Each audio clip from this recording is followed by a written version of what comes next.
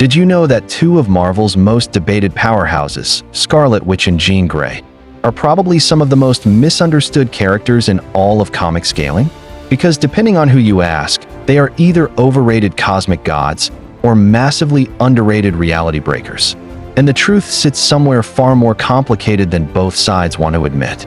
To even understand this debate, you have to stop thinking of them like traditional fighters. Scarlet Witch and Jean Grey are not built like Thor, Superman, or even Galactus. They don't scale through strength, speed, or durability. They scale through concepts. Scarlet Witch, especially in her modern evolution often referred to as unending chaos, is no longer just a sorceress casting spells. She represents something far more unstable, primordial chaos itself. In this state, she is portrayed as a living breakdown of order, a force that exists outside structured reality. Instead of manipulating the universe, she becomes the pressure that threatens to unmake it. Reality rewriting, dimensional collapse, even interference with cosmic design. Everything about her shifts from spellcasting into existential instability. But here's where things get controversial.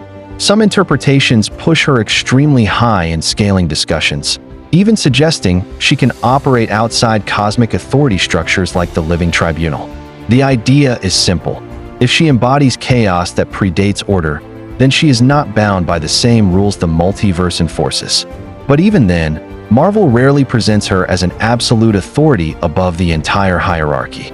She disrupts systems. She doesn't clearly replace or govern them. So the question becomes, is she truly above cosmic judgment, or just operating in a different lane entirely? Now shift to Jean Grey.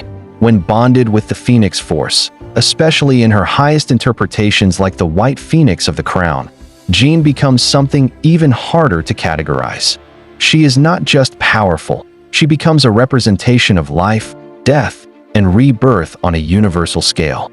The Phoenix Force is often tied to creation itself, existing across timelines, realities, and even outside conventional time. In her peak states, Jean Grey is described as capable of manipulating entire universes, restoring broken realities, and interacting with existence at a foundational level. The White Phoenix of the Crown is often portrayed as a near-ultimate expression of this idea, an entity tied to the white-hot room, a conceptual space connected to all creation. And this is where people jump to extreme conclusions. Because once you start talking about universal creation, destruction, and rebirth, fans immediately place her in conversations with beings like the Living Tribunal, or even the One Above All. But Marvel's actual structure is more careful than that. The Phoenix is consistently shown as a force of creation within the multiverse, not necessarily the ultimate authority above it. Even at its highest depictions, it operates as part of a system of cosmic balance rather than the one that defines it. So now we arrive at the real problem. Are Scarlet Witch and Jean Grey overrated, underrated, or just misunderstood?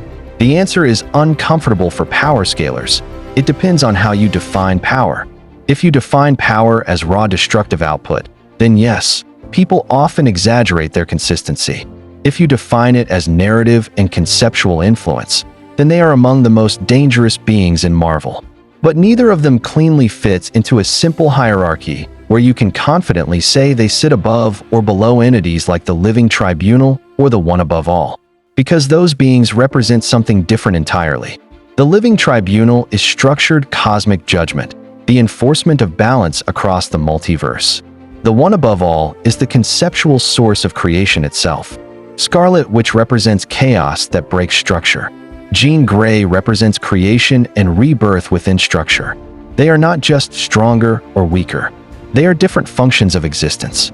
And that is why scaling them like traditional combatants always leads to arguments that never really resolve.